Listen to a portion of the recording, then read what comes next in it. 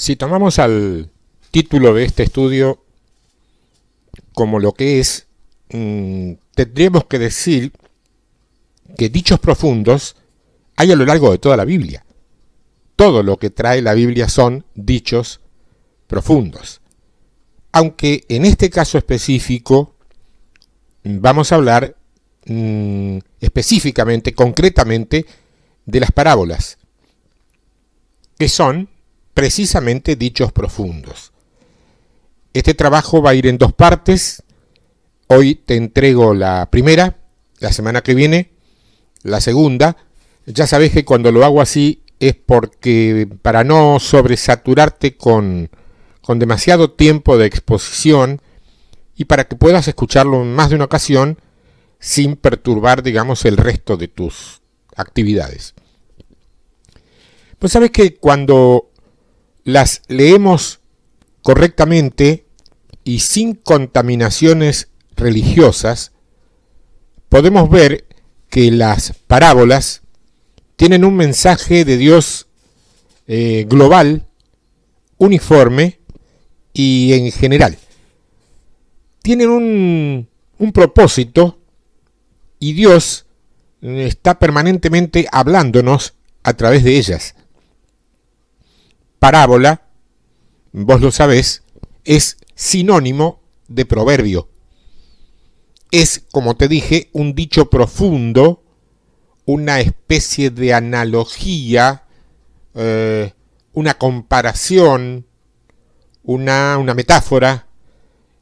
En definitiva, es algo que nos señala algo en el mundo natural, un ejemplo físico o histórico existente, una realidad natural compatible con el pueblo que lo está escuchando. Cuando se habla del sembrador, por ejemplo, ellos iban a entenderlo, los que lo escuchaban en ese momento, porque se les hablaba de una tecnología corriente en su tiempo y en su lugar. Pero lo que señala es un principio espiritual mucho más profundo que el ejemplo que utiliza. De ahí que cuando hablamos de la parábola del sembrador hoy, en ambientes donde estamos muy alejados de todo el área agrícola, igual lo entendemos. Porque lo importante de entender es que las parábolas no comienzan en Mateo. Dios siempre habló en parábolas. Parábola es algo que en el Antiguo Testamento se usaba muy a menudo. ¿Por qué? Y porque Dios habla proféticamente. Y proféticamente no se limita a señalar el futuro. Habla de dimensiones en el espíritu, que son señaladas a través de, valga la redundancia, señales y símbolos. Todo el libro está escrito con imágenes proféticas. Toda la Biblia está escrita con símbolos, tipologías, ejemplos, metáforas, o sea, imágenes proféticas o lenguajes incluso poéticos. Es decir, que Dios utiliza lo que sea necesario para que todas las mentalidades capten el mensaje. El problema que nosotros tenemos es que nos quedamos en la superficie.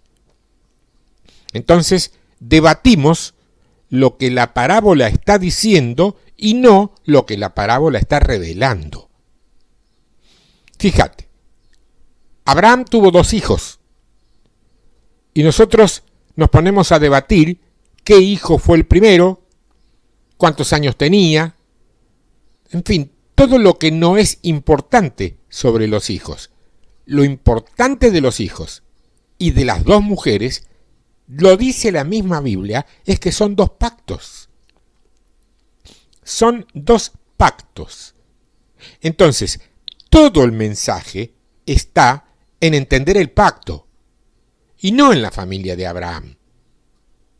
Porque eso fue solo el trampolín para llevarte a otra dimensión.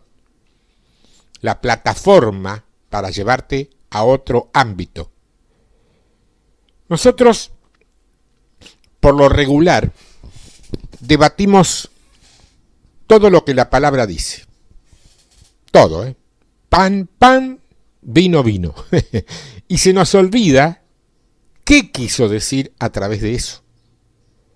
Donde quiera que la palabra no tenga un sentido natural y literal, no te quepa ninguna duda, es espiritual. No hay nada escrito en la Biblia porque sí.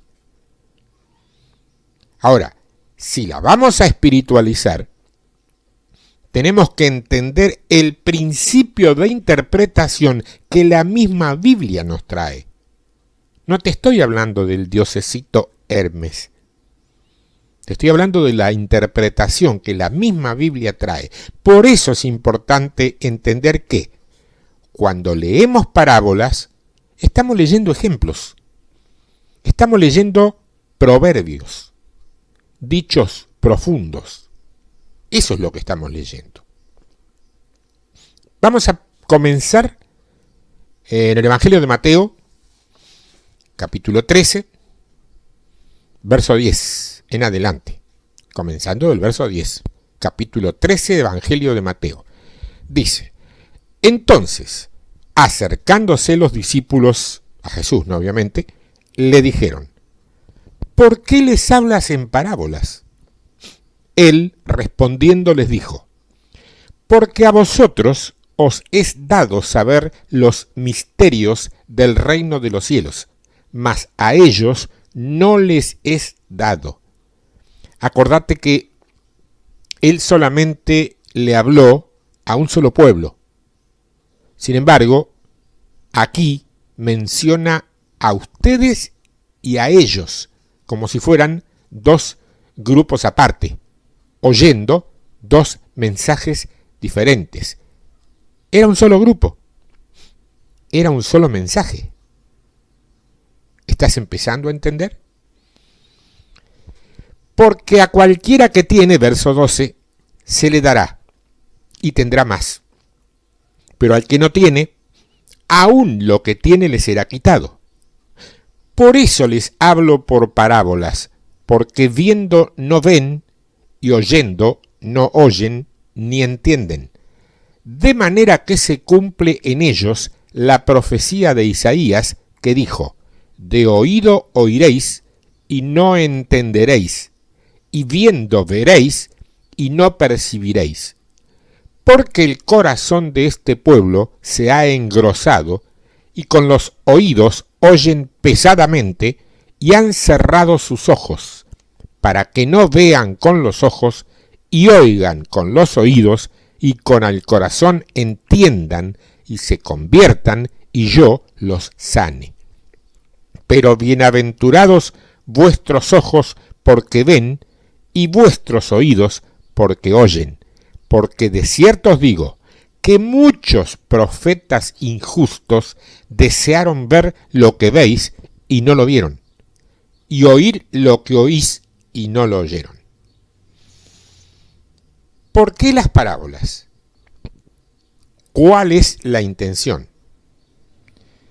Dios, a través de su mensaje, busca escoger, elegir a un pueblo que trae dentro de sí la determinación de someterse a lo que escucha. Eso es lo que Dios busca. Cuando Dios dirige la palabra, hace dos cosas. Separa, del verbo separar, no del verbo pararse, separa y prepara. La palabra sale y te separa todo aquel que no tiene intención de obedecerla. La misma palabra hace esta discriminación, si vos querés llamarla así. Ella sola. Cuando se predica como él lo hacía, en parábolas, el resto no lo entiende y le resulta aburrido. Cuando la palabra es entretenida y le agrada a todo el mundo sin confrontar a nadie, ahí no sé. Ahí no sé. Hermoso mensaje, pastor. Todo el mundo salió bendecido. Mirá. A mí que me lo cuenten 3 veces, en una de esas, en la cuarta, empiezo a creer un poquito. Porque en toda la Biblia siempre que Dios habló, hubo una separación. Algo se separó cuando Dios habló. ¿Por qué las parábolas, entonces? Él dice que si no tenés entendimiento, el poco entendimiento que tenés lo vas a perder. Pero al que tiene entendimiento, se le va a dar más. Pero al que no tiene entendimiento, el poco que tiene lo va a perder. Eso dice. ¿Y qué significa eso? Las parábolas hacen sabio al que no es entendido. Te preparan, te hacen trabajar mentalmente. En el Evangelio de Juan, capítulo 8, verso 31, dice: dijo entonces Jesús a los judíos que habían creído en él: si vosotros permaneciereis en mi palabra, seréis verdaderamente mis discípulos, y conoceréis la verdad. Y la verdad conocida, agrego yo, os hará libres. O sea que yo quiero que entiendas bien. Para conocer la verdad, tenés que permanecer. Y sos libre por el conocimiento de la verdad, no porque te llegue la verdad o porque escuches la verdad. No alcanza. La verdad puede andar rondándote toda tu vida y vos nunca llegar al conocimiento de ella y por lo tanto nunca sos libre. Permanecer. Eso es lo que necesitamos para conocer la verdad. Permanencia. El día que vos, como iglesia, rehusás a continuar con Dios, la verdad se va separando de la posición que vos tenés. Porque la verdad no es algo que ya es cierto. La verdad es aquello que se está revelando. Si permaneces y continuás, conocerás. Conocerás la verdad. Si no continúas, la verdad que Dios hable mañana ya no la vas a conocer. Y tampoco serás libre en ese tiempo en que esa verdad es vigente. Es necesario continuar. Claro, si no continúas, la poquita verdad que vos tenías, según vaya pasando el tiempo, la perdés. ¿Por qué? Porque ya no es relativa al tiempo presente que estás viviendo. De manera que al que tiene, se le dará más. Y al que no tiene, lo poco que tiene, se le quitará. Si a vos te habían enseñado que esto se trataba de dinero, ¡clac! Error. ¡Clank! Error. Volvamos a Mateos capítulo 13. Dice el verso 13: por eso les hablo en parábolas, porque viendo no ven. O sea, tienen ojos naturales, pero no ven. Es un pueblo que lo está observando con el ojo natural. Ellos tenían ojos naturales, pero no veían espiritualmente. Un ejemplo: oír estos estudios, estos mensajes, estos trabajos que vos estás escuchando ahora, acá, en el orden natural, es terminar más confundido que lo que se comenzó. Esto soy consciente, y ese es el mandato de trabajo ministerial que tengo, es para oídos espirituales, o para dejarlo para otro momento. No hay una tercera opción. Hay tres condiciones por las cuales él habla en parábolas. Número 1, por la condición del corazón de ellos. Porque dice que el corazón de ellos estaba engrosado, estaba pesado. Tenían un corazón no apto para escuchar la palabra. O sea, el corazón andaba mal, y no me estoy refiriendo al bombeo de sangre o las arterias. Número 2, sus oídos no eran sumisos. Así lo dice el verso 15. que el corazón de ese pueblo se había engrosado y con sus oídos oían pesadamente. Los oídos no estaban correctos.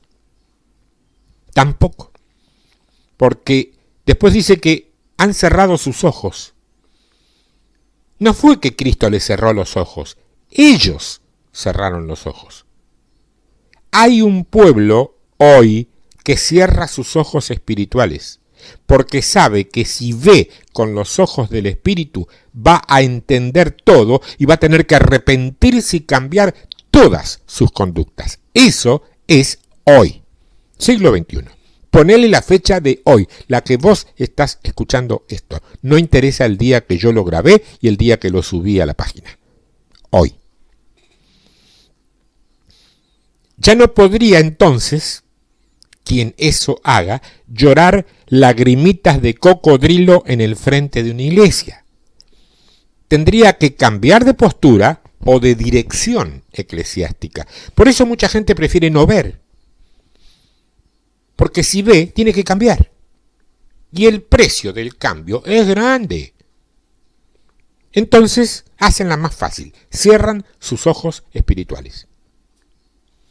Entonces, como ellos hacen eso, a Dios no le da la gana que entiendan. Como Dios ya lo sabe todo, ¿has visto? Te habla en parábolas para que el que tiene un corazón correcto entienda. Y el que no tiene un corazón correcto entiende cada vez menos.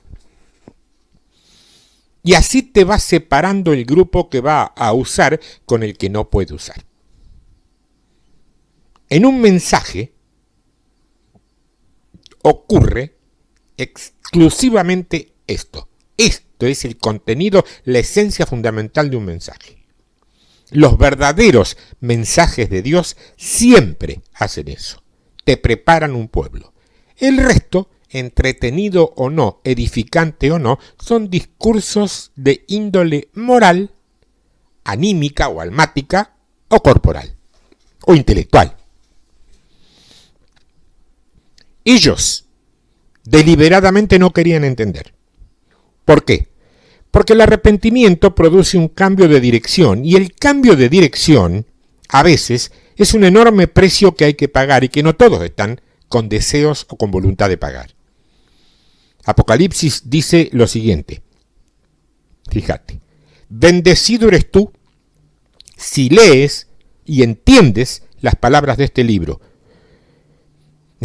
Claro.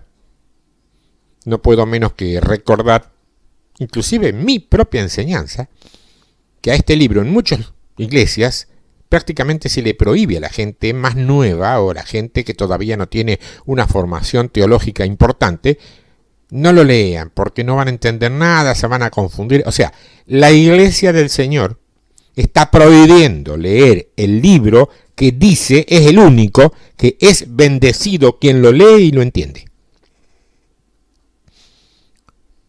¿Conoces otra tamaña barbaridad como esta? Donde la iglesia esté impidiendo la bendición de la gente que forma la iglesia. Vamos a ir por un momento al libro de los Proverbios. La palabra parábola, ya te lo dije, es la palabra proverbio, es lo mismo. Vamos a ver qué hace un proverbio. ¿Qué estamos tratando de hacer nosotros? Tejer un mensaje común entre las parábolas. Eso es lo que tratamos de hacer. No sé si se puede conseguir, al final me lo contarás. Proverbios 1, el primero, el principio. 1:1, Proverbios 1, verso 1. Dice, los proverbios de Salomón, hijo de David, rey de Israel, para entender sabiduría y doctrina. ¿Vos fuiste alguna vez a alguna congregación en la que el pastor le dice a un predicador de esos de peso completo que está de visita, mirá, hermano, yo te conozco y admiro tu ministerio, pero por favor te pido, predicá livianito, porque mi gente, viste, es noble, pero es muy sencilla, muy humilde, y si sos demasiado profundo nadie va a entender nada. A mí me lo han dicho. Y yo no soy de los considerados peso completo, me imagino. lo que pasa con ellos. Las parábolas son profundas. Las parábolas son tan profundas que todavía las estamos estudiando y no las terminamos de entender. Son profundas, pero el proverbio hace a la gente entendida. Eso dice la misma palabra. ¿Te acuerdas cuando íbamos a la escuela y teníamos que estudiar, qué sé yo, por ejemplo, matemática o historia? Saber, en el caso nuestro, cuándo Colón pisó la tierra en América. Y nosotros pensábamos, ¿para qué tengo yo que memorizar todo esto si a mí no me interesa en lo más mínimo cuándo Colón llegó a América? Yo estoy viviendo hoy, no en el 1492, ¿me acuerdo? Bueno, a eso te lo hacían estudiar para que pudieras ejercitar ciertos músculos, que son los mismos que ahora te ayudan a recordar cualquier otra cosa. Si vos no podés recordar hoy el día del cumpleaños de tu esposa o cuando se te vence la carga del celular, es porque quizás nunca te obligaron a ejercitar tu memoria aprendiendo, por ejemplo, qué día de qué año Colón pisó tierra americana. Por decirte un ejemplo. O sea, que te dan una cosa para producir otra. Eso forma parte de las estrategias de la pedagogía. Los proverbios ponen a la gente a pensar y pensando se convierten en gente entendida. Ahora, cuando vos les das un mensaje muy masticado y digerido, la gente no crece. Escucha, se entretiene, recibe, pero no crece. Vos podrás lucir muy bien en esos mensajes, pero ellos no. Ahora te pregunto, de paso, ¿cuál es el objetivo de una predicación? ¿Que el predicador se luzca o que la gente madure y crezca? Personalmente, si me dejas decir lo que yo creo, es que la gente crezca. El predicador es un vaso medianamente útil para esa situación y momento. Ahora, si vos querés adorar al bisturí y no al cirujano que lo maneja para que te haga una operación, una intervención quirúrgica perfecta, adorá al bisturí, problema tuyo. Pero ahí lo importante es el cirujano, no el bisturí. Está clara la metáfora, la parábola. Esta es muy personal, así que es de menor nivel que las que vas a encontrar en la Biblia, pero es válida. Las parábolas son importantísimas para que el pueblo sea entendido. Así dice acá, donde leímos, para entender sabiduría y doctrina. O sea que la forma más rápida de aprender doctrina es predicando profundo, no livianito. Después dice el resto del verso 2, para conocer razones prudentes, para recibir el consejo de prudencia, justicia, juicio y equidad, para dar sagacidad a los simples. ¿Ves? A este que es simple, dale parábolas y se convertirá en un hombre sagaz. Porque si le das algo sencillo, lo dejas en su estado habitual de simplicidad. Sigue siendo simple. Y a los jóvenes, sigue diciendo el texto, o sea, a los que vienen creciendo en el mundo del espíritu, a los que están creciendo en el Señor, no estamos hablando de edad cronológica. A los jóvenes, a esos jóvenes, inteligencia y cordura. ¿Vos querés algo más raro de encontrar en este mundo siglo XXI que cordura? Cordura es sentido común, criterio propio, o sea, pensamientos de tu propia cosecha, no que vos te transformes en un mediocre que te dejes pensar por los demás a través de la televisión o lo que fuere, inclusive dentro de las iglesias. Oirá el sabio, dice el verso 5, Proverbios 1, oirá el sabio y aumentará el saber.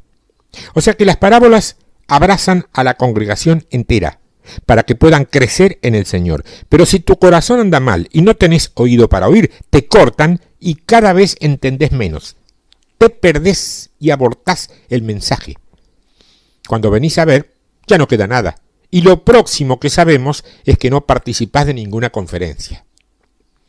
Y salís diciendo que el predicador es un hereje simplemente porque no le entendiste nada. ¿Sabes cuánta gente piensa eso de esto? Dios los bendiga y les llegue su tiempo como me llegó a mí. En mi vida anterior, no en mi vida anterior de mundano, pecador, impío y secular y incrédulo, no. En mi vida anterior de cristiano, yo era uno de ellos. Hoy soy uno de estos. Y ellos están enfrentados a estos hasta que les llegue su tiempo. Si buscan a Dios, ese tiempo llega. Si no buscan a Dios, el espíritu de engaño es bíblico. Mateos capítulo 13, verso 1. Vamos más atrás. Aquel día salió Jesús de la casa y se sentó junto al mar. Y se le juntó mucha gente, y entrando él en la barca se sentó, y toda la gente estaba en la playa. Y les habló muchas cosas por parábolas, diciendo: He aquí, el sembrador salió a sembrar, y mientras sembraba, parte de la semilla cayó junto al camino, y vinieron las aves y la comieron.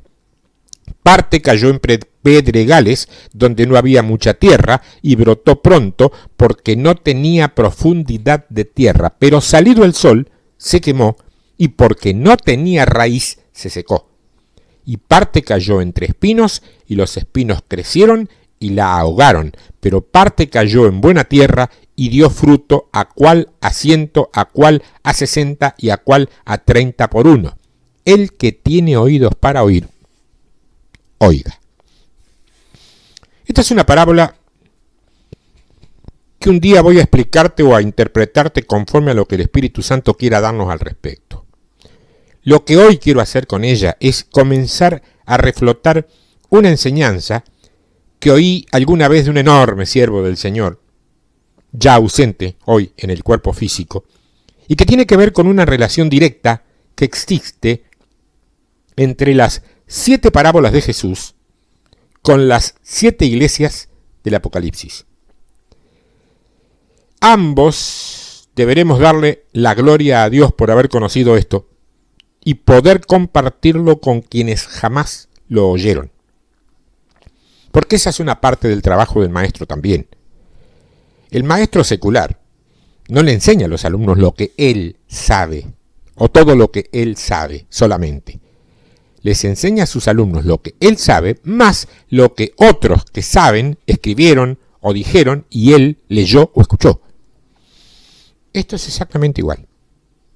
¿Por qué? Porque damos de gracia lo que hemos recibido de gracia. Ahora, si yo tomara lo que escuché de otro siervo, lo armo como un mensaje, fabrico con ello un DVD o un CD y después lo vendo, entonces sí, lo mío es pecaminoso. Porque estoy haciendo lucro y comercio con algo que no nació en la fuente de mi revelación, sino en la de otro. Pero si yo repito lo que otro dijo, porque en mí se hizo carne, yo lo acepté, lo asumí, lo creí y lo puse por obra en mi vida, entonces puedo repetirlo textualmente. ¿Es eso lo que dice mi página? Cuando, digamos, hablamos de quiénes somos, que se puede hacer con todo lo que hay allí.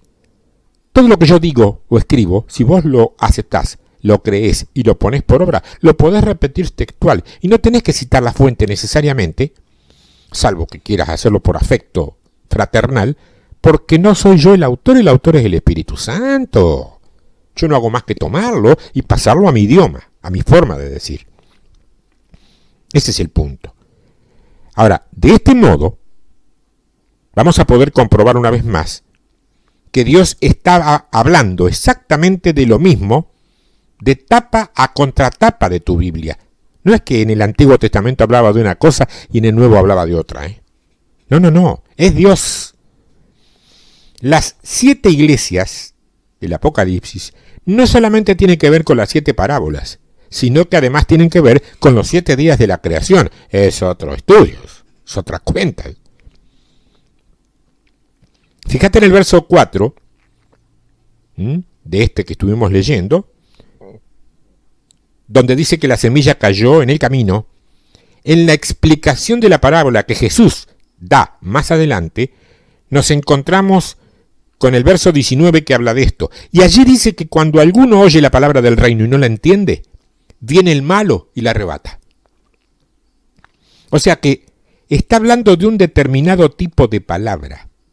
O sea, la palabra del reino, no cualquiera. Estamos muy mal acostumbrados en el seno de la iglesia evangélica tradicional. Le llamamos palabra a todo. Y le llamamos palabra a muchas cosas que no son palabras. Tengo un libro que habla en parte de eso. Podés buscar en la página. Dice, la palabra. Y después, la pregunta en forma de duda. ¿La palabra? Bueno, ahí te explica. Léelo y después completa todo esto. Ahora bien, dice que no la entendemos, por lo que el problema mayor en este caso viene a ser la falta de entendimiento. ¿Por qué sucede eso? Porque no permitimos que el Espíritu Santo nos revele la palabra. La queremos interpretar conforme a nuestra sabiduría humana o conforme a como el diosecito Hermes, patrono de los ladrones, lo dispuso en su materia específica llamada hermenéutica. La palabra nos dice en Juan 16 que cuando Él venga, me refiero al Espíritu, nos va a guiar a toda verdad. Ese es su trabajo. El trabajo del Espíritu Santo es guiarnos hacia la verdad. El problema es que la verdad no es una letra, es una persona. Los judíos buscaban salvación en la letra. Entonces Cristo dijo, pero es que la letra testifica de mí. Entonces, cuando buscamos en la palabra para preparar, qué sé yo, un mensaje, un estudio, un devocional, no sé quién inventó esa palabra, pero bueno, existe y está ahí. Un devocional, una reflexión o lo que fuere, cuando preparamos algo así, nos vamos a encontrar con que no vamos a ver la dimensión de la que te estoy hablando en este trabajo. Porque la dimensión que te quiero revelar revela a una persona, no a un texto. La palabra existía antes que el libro. La palabra es una persona. El libro, en todo caso, es la ventana que nos lleva a entender esa palabra y conocerla. Es un espejo más que una ventana. Porque habla de vos mismo o misma cuando la ves correctamente. Cuando mirás la palabra correctamente y te dibuja a Cristo, a quien estás viendo, es a vos mismo. Ahora bien, para dejar que la palabra nos enseñe a Cristo, tenemos que echar abajo las imágenes que tenemos grabadas. Porque la entrada de luz ofende a las tinieblas. La verdad fresca destruye las previas interpretaciones. Tenemos que derribar los lugares altos. Y estoy refiriéndome a lugares que han sido tan altos en nuestra mente que no nos hemos atrevido a tocar esas áreas de lo que hemos dado en llamar la doctrina. La doctrina. Tenemos que dejar de adulterar con el propósito de Dios. El Espíritu Santo nos quiere revelar, pero dice que el Espíritu es poderoso para derribar fortalezas y argumentos mentales. Y todo lo que se exalta en contra del conocimiento de su palabra revelada. Dios habla hoy. Así se llamaba una versión bíblica. Dios sí que habla hoy. ¿Por qué?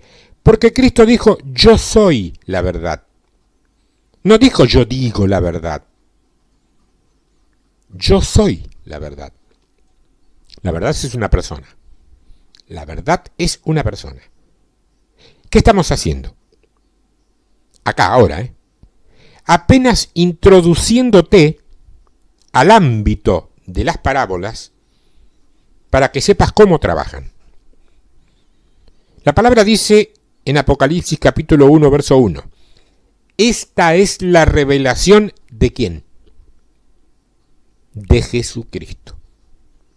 Y esa palabrita allí, la revelación de Jesucristo que se le dio a Juan, no es las revelaciones que Juan tuvo de Cristo.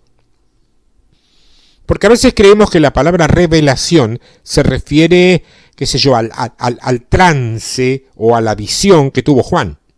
No. Es la revelación de Jesucristo que recibió Juan. No es las revelaciones de Juan. Es el descubrir una persona. Toda la Biblia usa letra para traerte la imagen, para que vos seas transformado o transformada en esa imagen. Ese es el propósito del libro y de las parábolas. Que veas en él, o a través de sus letras, la imagen de Cristo, para que lo veas como en un espejo y te transformes en su imagen. Pero cuando vos observás en la letra doctrina, te convertís, ¿qué te digo?, en una especie de papagayo religioso que está lleno de doctrina, pero que no tiene la imagen de Cristo. Si cada vez te pareces más a ese teólogo religioso que no representa la imagen de Cristo en nada, no estás leyendo correctamente tu Biblia. Porque si la lees correctamente, ella, tu Biblia, testifica de Él, Cristo. Porque la idea es mirarnos en Él y ser transformados en Él. En la segunda carta de Pablo a los Corintios, en el capítulo 3 y en el verso 18 dice: por tanto, nosotros todos, mirando a cara descubierta como en un espejo la gloria del Señor, somos transformados de gloria en gloria en la misma imagen como por el Espíritu del Señor. La gloria es la expresión exacta de Él. Es doxa la palabra, que además de peso significa la exacta representación de otro. Doxa. D-O-K de kilo S-A. Doxa. Cuando vemos en la letra la representación de Él, o el reflejo, la mera imagen, como en un reflejo, como la sustancia, dice la palabra. Cuando vemos la gloria, pero cuando la vemos como si fuera un espejo, ¿cuál es el efecto del espejo? Que muestra nuestra propia imagen.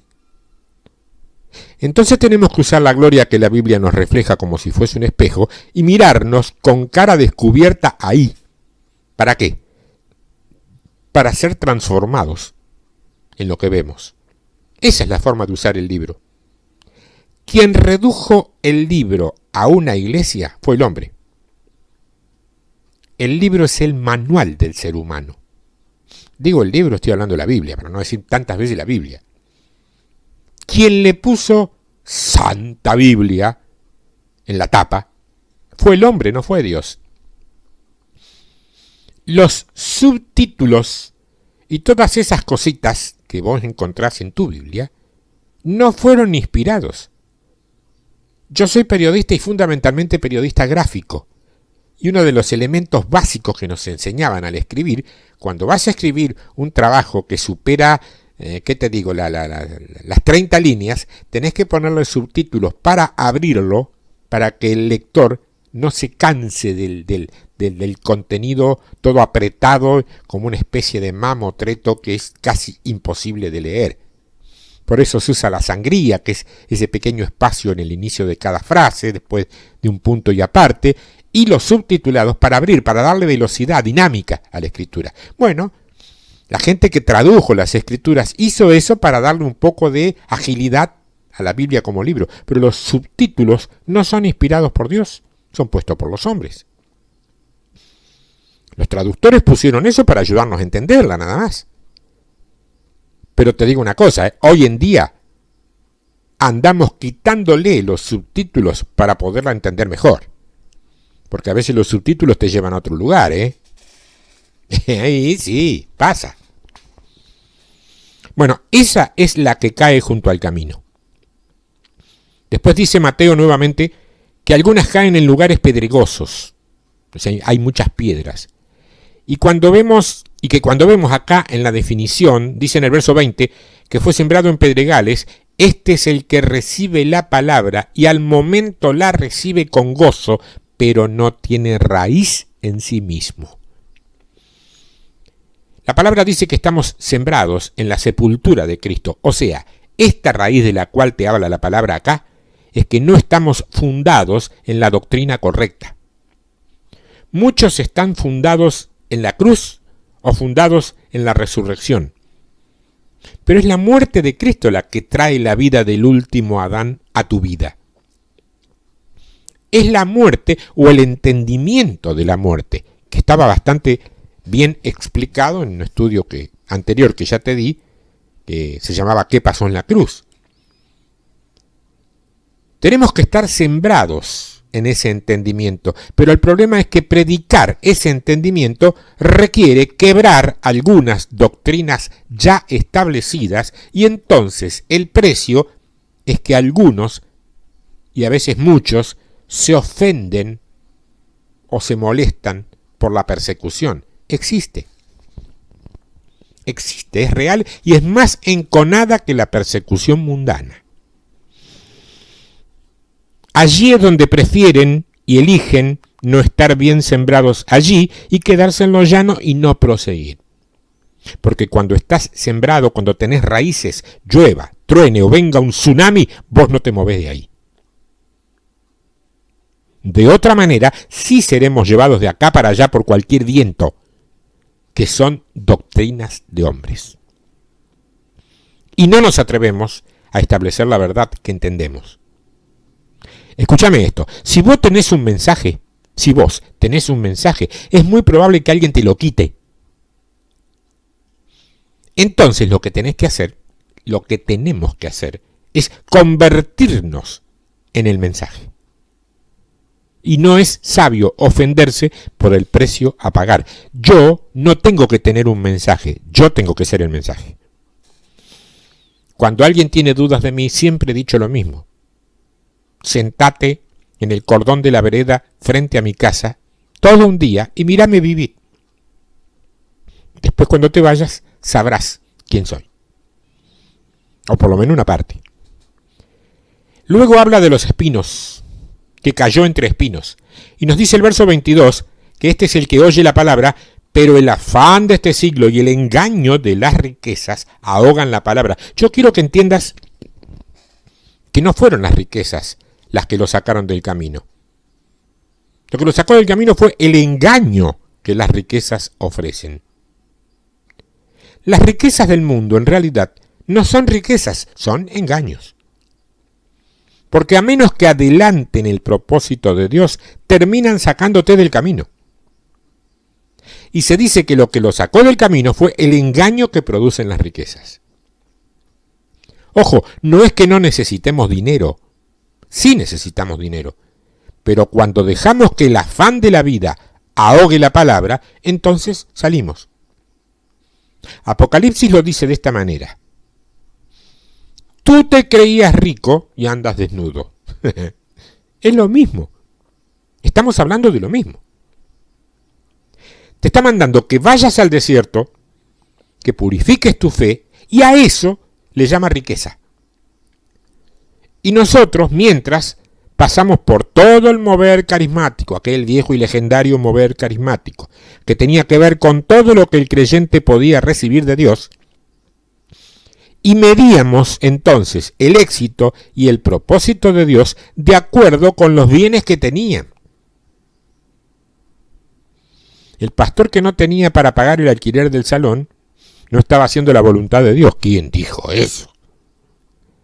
Apocalipsis dice que nos creíamos ricos, pero andábamos ¿cómo? Desnudos. El que anda desnudo es Adán. O sea que estábamos operando con mentalidad adámica. Primer Adán. Ahí están los dos hombres en la tierra. O estás en Adán o estás en Cristo. Luego hay un buen terreno. El terreno bueno es aquel que depende del entendimiento. Tenés que entender. Ahora quiero, tal como lo escuché hace mucho tiempo, compararte esas 7 parábolas Algunos mejores escudriñadores dicen que son 8. Pero yo he tomado estas 7 porque de estas 7 fue lo que oí. Y la enseñanza que recibí y que yo traté de completar con mi propia investigación. Con las 7 iglesias del Apocalipsis. Para poder comenzar a pensar en eso, vamos a tener que entender algunas cosas respecto a esas 7 iglesias. Por ejemplo, que las primeras 4 están hablando de la muerte de Jesús, mientras que las últimas 3 hablan de su resurrección. ¿Por qué cuando Cristo les habló a las 7 iglesias en el Apocalipsis no lo hizo con las más importantes del Nuevo Testamento? ¿Qué hay, por ejemplo, de Jerusalén, Corinto, Antioquía?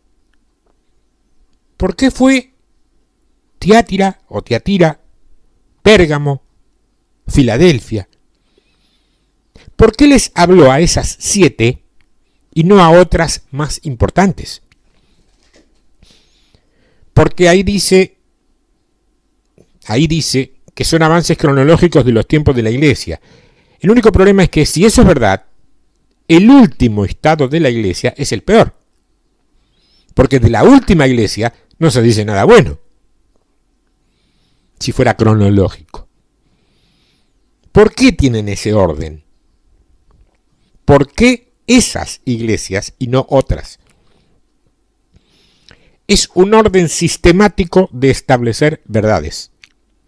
Pablo lo usaba en sus escritos y muchos de sus apóstoles o de los apóstoles también. Hay un orden sistemático para introducir la verdad. La verdad no se dispara, se edifica. Y si nosotros hoy edificamos verdad de fuerza en fuerza, mucho más lo hacían ellos, que entendían lo que estaban haciendo. Es un orden sistemático. Es, reitero, un orden sistemático. Pues fíjate que Éfeso significa permitido. Claro que tenía que hacerlo primero, porque es un permiso. Es como un certificado de matrimonio.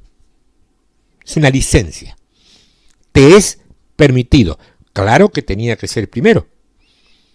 Habla de la cruz. Y la cruz nos da la licencia para todos los bienes de lugares espirituales. Éfeso es la primera. Nos da el derecho de entrar y crecer. Es la licencia, el permiso. La segunda iglesia es Esmirna. Esmirna significa mirra. Mirra tiene que ver con especias que se usan para embalsamar. Se habla de la muerte de Cristo. Antes veíamos la cruz, ahora vemos la muerte. O sea que es un mensaje progresivo de algo que ya aconteció. Acordate que Juan tuvo que volverse hacia atrás para ver lo que se le estaba diciendo. Aquello que se estaba comentando quedaba por detrás de Juan, no por el frente. No era algo futuro, era algo ya consumado. Porque dice, escribe las cosas que has visto, las cosas que son y las que han de ser después de estas. Los primeros 4 capítulos te hablan de las cosas que has visto. Habla del camino terrenal de Jesús, de su crucifixión, de su muerte, de su entierro, de su vivificación, de su ascensión, de su llegada al trono y nosotros juntamente con él, crucificados juntamente con él, así como fuimos muertos y sepultados juntamente con él, así como también sentados juntamente con él en lugares celestiales, y ahora, no mañana. En el hombre interior ocurre todo esto, a veces, sin que te enteres. Era lo que él decía, tu espíritu ha nacido de nuevo. Ahora estamos trabajando con Eva, para que se la presente a sí mismo y produzca ¿qué? Produzca el varón perfecto. El varón perfecto. Él anda adentro, se la tiene que presentar a sí mismo. Lo que ocurrió es que Eva se despegó de él. Por eso es que dice en 2 Corintios 11:3, temo que como la serpiente engañó a Eva, tus mentes, Eva, tus mentes. Eva, tus mentes. Temo que como la serpiente engañó a Eva, tus mentes, vuestros sentidos sean de alguna manera extraviados de la sincera fidelidad. Ahí tenés a tu árbol del conocimiento del bien y del mal. Y los dos producen muerte, ¿eh? La forma de vivir en la tierra no es juzgando entre el bien y el mal, sino sometiéndome a principios, aunque parezca que son malos al ejecutarlos. Mucha gente que no tiene oídos espirituales juzga muchas cosas que hacen los que sí son espirituales como malas. ¿Sabes cuál es el problema? Que a veces son líderes y tienen influencia. Pero Dios está en control de todo. Por eso, solamente por eso, gloria a Dios. Gloria a Dios. Vos podés ver una nación que se destruye en el caos y sin embargo Dios todavía está allí. Y cuando nosotros juzgamos algo que entendemos está mal, Dios está mirándolo junto con nuestros ojos y Él está viendo mucho más allá de lo que vos podés ver. Porque si vos buscas el bien y el mal, el bien que vos buscas es egocéntrico. Es tu opinión de lo que debe ser bueno o malo. Eso produce muerte, es ego. Toda nuestra justicia son paños sucios. Por eso es que Esmirna habla de la mirra, que es muerte. Número 3, Pérgamo. La primera raíz es per, que significa mezcla. Y la segunda raíz es gamo, que significa matrimonio. O sea, es un matrimonio mezclado. Ahí vemos el matrimonio con la prostituta. Ahí vemos la mentalidad babilónica. Todavía no ha enviudado de Adán, pero se quiere casar con Cristo. Está buena la comparación. Todavía no enviudó de Adán, pero ya se quiere casar con Cristo. Y dice que no es viuda. Pero está ataviada exactamente igual que la iglesia, pero no es viuda. Está en Adán y se quiere casar. Babilonia es confusión, tiene dos aguas. Es confusión. Babel. La cuarta es Tiátira. Tiátira. Y esto tiene que ver con un altar de incienso de aflicción. Y este altar se enciende con los carbones encendidos del altar del sacrificio que representa la cruz. O sea, el altar de incienso que produce alabanza, la alabanza que produce ese incienso, es producida por el entendimiento del altar del sacrificio. Es decir que, cuando entendemos lo que pasó en la cruz, la alabanza es espontánea. No necesitamos a una señorita bonita que nos dé latigazos y nos grite ¡alaba, alaba, alaba! ¿Te suena, no? Cuando entendemos algo es espontáneo.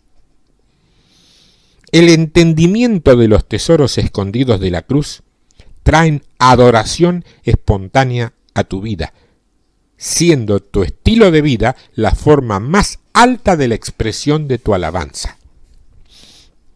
Esta te va a pegar y te va a doler no hasta las 5, hasta las 10 de la mañana, porque es casi te diría nuestra mayor asignatura pendiente. Después viene la iglesia de Sardis, que significa el rojizo, bermejo. La palabra ad-an, o sea, con un guioncito entre la D y la ad-an, significa rojizo en la cara. Esta se identifica con el primer Adán, pero también con la resurrección del último Adán. Rojizo en la cara tiene que ver con sangre en la cara. Es la vida de Cristo la que fue derramada, porque la sangre se derramó, pero en la sangre está la vida. Es la vida de un hombre la que te rescató. La sangre representa la vida. Por eso es que la vida de Abel todavía habla. La sangre, porque él está vivo. Cristo. Se nos hace más fácil ver sangre hablando que entender que la sangre representa la vida. Número 6. Filadelfia. Significa hermandad, amor. Somos aceptos en el amado. Él dijo que si yo fuese levantado de la tierra, atraeré ¿a cuántos hombres a mí? A todos. Dijo a todos. ¿Y los que están en Asia? ¿Y los que están en China? Que hay tantos y con tan volumen económico importante hoy. ¿Y los que van a pecar mañana? ¿Y los que pecaron ayer? ¿Y los que están pecando ahora, justo ahora cuando vos estás escuchando esto? ¿Cuántos hombres fueron atraídos a la cruz? Todos. Entonces, claro, todo el mundo potencialmente es salvo, ¿no? Claro, ellos no se enteraron todavía, pero alguien debería ir a decírselo. ¿No te parece? Porque cuando ellos se enteren, no es que son salvos, ya lo fueron antes, pero cuando ellos se enteran, entonces recién, cuando se enteran y aceptan que es así, son trasladados del mundo de las tinieblas al cuerpo del último Adán. Pero la salvación ya fue. ¿A cuántos hombres atrajo a la cruz? A todos. Entonces, ¿quién murió en la cruz? ¿Él o nosotros? Nosotros. ¡Ay, Juna! Se identificó contigo, se convirtió en tu pecado y te clavó en la cruz. Él no necesitaba ser clavado en la cruz. Escucha, si lo vemos a él como alguien que fue en tu lugar, o sea, él fue pero vos no fuiste con él, entonces tenemos el mismo problema, que lo malísimo que era todavía lo sos. Es decir, si yo tengo un asesino que la corte juzga a muerte y me escapo a Estados Unidos, a Orlando, a vivir con el Pato Donald, y un amigo fiel mío va a la corte y pregunta cuál es mi sentencia y al saber que es de muerte se ofrece voluntariamente para morir en mi lugar, la esposa de ese amigo me anda buscando para decirme que yo soy libre porque él pagó por mí, pero yo todavía estoy viviendo como un fugitivo porque no lo sé. Claro, todo muy bonito, muy romántico, muy emotivo y muy lacrimógeno, pero tenemos un problema. Aunque la ley ya no me esté buscando, yo todavía sigo siendo un asesino. Y eso es lo que la mayoría de la iglesia cree, que han sido perdonados. Bueno, si te perdonaron está muy bien, pero todavía tenés al viejo hombre dándote problemas a cada momento, ¿o no? Cristo se convirtió en el viejo hombre y lo mató. Él dijo, yo soy el alfa y la omega, pero también soy el primero. ¿Primero qué? El primero Adán y el último. ¿Cuándo se convirtió en el primer Adán? Cuando se convirtió en tu pecado y lo clavó en la cruz. Vos ya no tenés naturaleza adámica. Lo que vos tenés son los recuerdos archivados de cómo operabas cuando eras regido por esa naturaleza. Importante. Lo vas a tener que volver a escuchar, esto sin ninguna duda. Es demasiado para que te quedes solo. A mí me pasó primero. ¿No? Te estoy diciendo lo que yo tuve que hacer.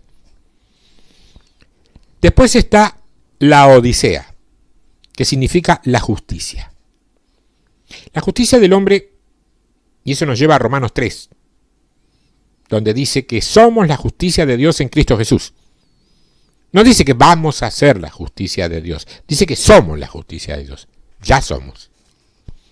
O sea que cuando alguien quiere ver la justicia de Dios, tiene que verte a vos. Y no es porque Dios tenga puesto unos lentes que tienen manchitas de sangre y por eso te ve hermoso. Porque así te enseñaron, ¿no? Que Dios te ve a través de la sangre y que vos sos malísimo, pero que los lentes de Dios están tapados en la sangre y Él no ve bien y por eso te ve bonito. Mira, esa es la implicación de algunas de nuestras muy curiosas doctrinas. Es que Dios no ve tu pecado porque te mira a través de la sangre, pero tú eres malísimo, eres casi horrible, esperpento, espantoso, patitieso. Pero Dios no puede ver lo malo que eres, y eso es lo que te están enseñando. Eso te están predicando, te están diciendo todos los días, ¿eh? No es así.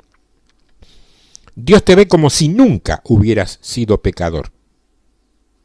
Y si un día alguien viene a los archivos a buscarme por aquellos delitos, no me va a encontrar. Por eso Pablo decía, yo no le he hecho mal a nadie. Era otro. Ese otro se llamaba Saulo de Tarso, no yo. Seguro te sonreíste. Pero hasta hace poco andabas diciendo, por mi culpa, por mi culpa, por mi grandísima culpa. Si eras católico romano lo decías en el plano de una oración armada que tiene el catolicismo romano que dice esas palabras. Y si no, lo estabas diciendo más o menos con sinónimos. Estas no son diferentes edades de las iglesias. Estas son 7 condiciones que tiene la iglesia. Todas estas condiciones tienen que ser vencidas. Si vemos la iglesia de acuerdo con el modelo que se le enseñó a Moisés en el monte, entonces tendríamos que comparar los tiempos de la iglesia con los tiempos del atrio, o con los tiempos del lugar santo, y con los tiempos del lugar santísimo. Ahora, sin explicar demasiado sobre el tabernáculo, porque no es el tema, aunque alguna vez lo va a hacer, todo lo que te ofrece el Señor dentro de las 7 iglesias del Apocalipsis, al que venza el problema. No al que venza su problema de salvación o no. A eso lo hizo Él ya, por vos. Ahora es que estamos trabajando con temor y temblor la salvación de nuestras almas, porque el fin de nuestra fe es la salvación de las almas, no el comienzo. Es el fin de nuestra fe salvar las almas, no el comienzo. ¿Cuántas almas fueron salvas en la campaña evangelística? ¡Ninguna! Los espíritus fueron activados con Dios. Pero ahora el alma hay que trabajarla. Watchman Nee Dixit. También. De material de consulta obligatoria. Eso se hace con la palabra implantada. O sea que a Eva hay que redimirla. Eva es la iglesia.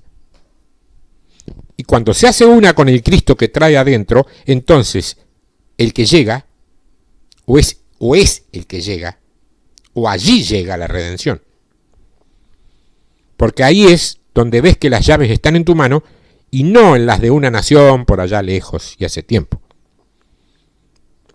Escucha, todo lo que le ofrece Cristo a las iglesias se encuentra en la tercera dimensión. Yo digo así, a algunos se les paran los pelos de punta, creen que estoy haciendo nueva era, pero no es así. No es así. A algunos se les paran los pelos de punta cuando yo digo esto, pero no es así. Tuve un corte recién de micrófono. Creo que está reanudado y anda bien. No voy a volver atrás por esto. Ahora, claro, en las diferentes edades estas condiciones tienen que ser vencidas. Todo lo que le ofrece Cristo a las iglesias se encuentra en la tercera dimensión. Si es que vamos a vencer los problemas de las 7 iglesias, vamos a tener que encararlo frontalmente. ¿Y cuál es el problema? Pues que andas con Jezabel ahí metida y tienes una falsa doctrina. ¿Y qué otro problema hay? ¿Qué otro problema hay?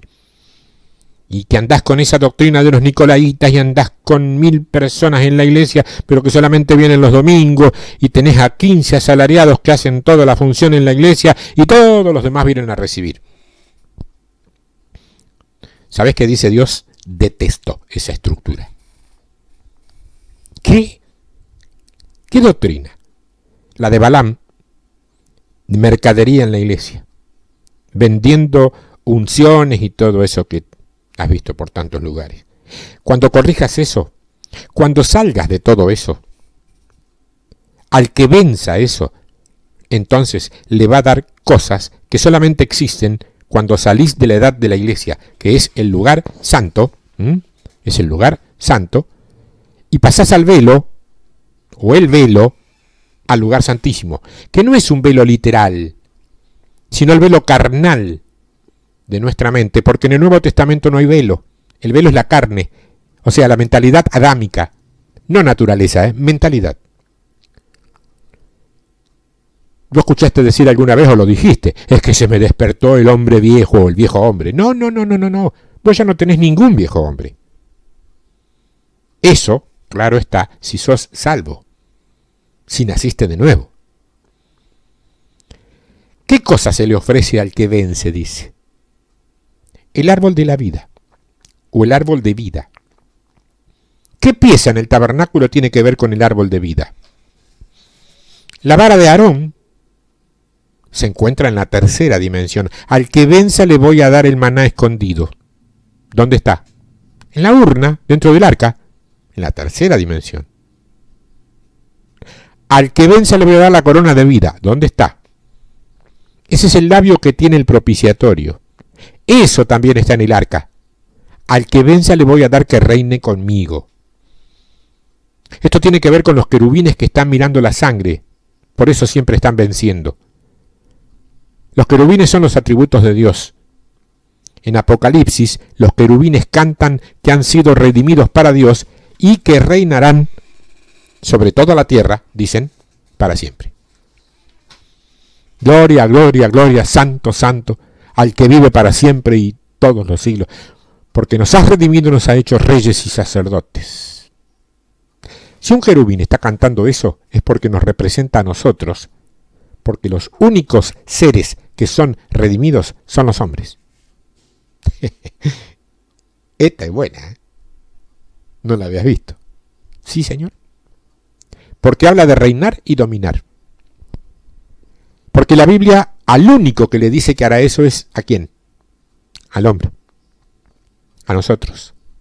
Pero cuidado, es al hombre que camina con los atributos de Dios integrados en su alma, no a cualquiera. El velo del templo tenía a los querubines del templo integrados en el velo. Estaban tejidos de un lado al otro. Todo el techo, todo tenía querubines. Entonces, el hombre que va a caminar en esa dimensión de dominio y reinado en la tierra es aquel que tiene entretejido en su alma los atributos de Dios. O sea, el que se miró en el espejo y se creyó a él mismo que lo que veía era a sí mismo y no a un ser que era tan superior que vos jamás podrías alcanzarlo. Escuchá y entendé. Si no podemos alcanzar al Señor, nunca terminaremos. Y la meta es terminar. Porque la meta es la estatura del varón perfecto, te habla de ropas blancas. Eso tiene que ver con la cerca exterior que tiene el lugar santísimo. Estaba de lino blanco, pero eso tiene que ver también con la ropa interior que usaba el sacerdote que entraba a la tercera dimensión. Cuando habla de columnas, también habla de los pilares que estaban en el arca y los que se sientan con él claramente en su trono, es el trono del propiciatorio. Los querubines y la mesa del propiciatorio son uno. Vamos a hacer esta comparación. ahora que entendés para qué y por qué están esas iglesias ahí, estas iglesias están ahí para revelarnos los problemas que tenemos antes de que podamos ver un mensaje que se desata del trono en el capítulo 4 de Apocalipsis. Si resolvemos el problema de Jezabel, si resolvemos el problema de los nicolaitas, si resolvemos el problema de Balaam, si cambiamos la percepción de nosotros mismos y no nos creemos ricos cuando somos pobres, si resolvemos todos los problemas que identifican a las 7 iglesias, en el próximo capítulo dice, después de esto, ¿después de qué? Después de que se resuelvan los problemas. ¿Qué? Entonces vas a ver el trono, que es el epicentro del hombre, desatando un mensaje con entendimiento. Por eso habla de trompetas claras. Siempre, las trompetas siempre es un mensaje claro en la palabra de Dios. Fin de la primera parte. Tenés para escuchar, tenés para estudiar toda la semana hasta que la próxima te entregue la segunda. Hay mucho para sacar de aquí y no te cuento ni te quiero adelantar lo que viene en la otra parte. Es un excelente trabajo que ha ido sumando revelaciones de distintos siervos, de distintos instrumentos útiles que han ido añadiendo a la enseñanza más. Con esto, cuando lo tengas creído, aceptado y puesto por obra, vas a poder reiterarlo, añadiéndole lo que el Señor te dé a ti. Porque esa es la idea, ministrarnos unos a otros. Olvídate de cómo funcionan las estructuras eclesiásticas. No importa si vos vas allí, no perteneces ahí. Perteneces al reino de Dios. Y el reino de Dios no habita casa hecha por manos de hombres. Aunque puede formar parte y participar. Pero no habita. No pertenece a eso. tiempodevictoria@yahoo.com.ar, tiempodevictoria@hotmail.com son los 2 correos a los cuales me podés escribir si es con relación a esto, poniendo en el asunto Dichos Profundo, primera parte. Dios te bendiga. Gracias.